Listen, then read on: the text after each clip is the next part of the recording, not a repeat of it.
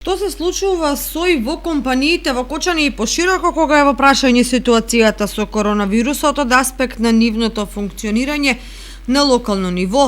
Никој ниту коментира, ниту воопшто се занимава со тоа.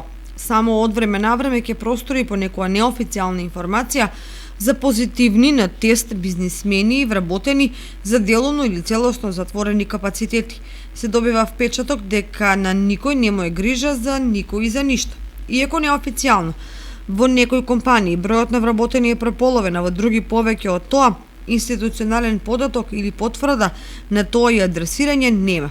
Дури соодветно транспарентно не се соопштуваат кластерите, па граѓаните главно меѓусебно се информираат или нагаѓаат кој од кој и од каде се заразил.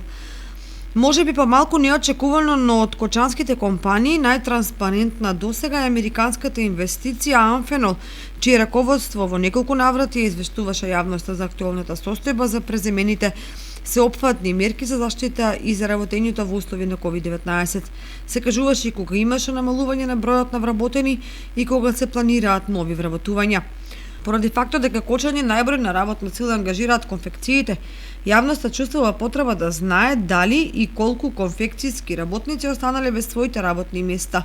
Интерес се пројавува и за други компании, особено со поголем број вработени, но и за помалите како пекари, пицерии, бурекджилници, фризерски салони, занаетчиски капацитети и слично.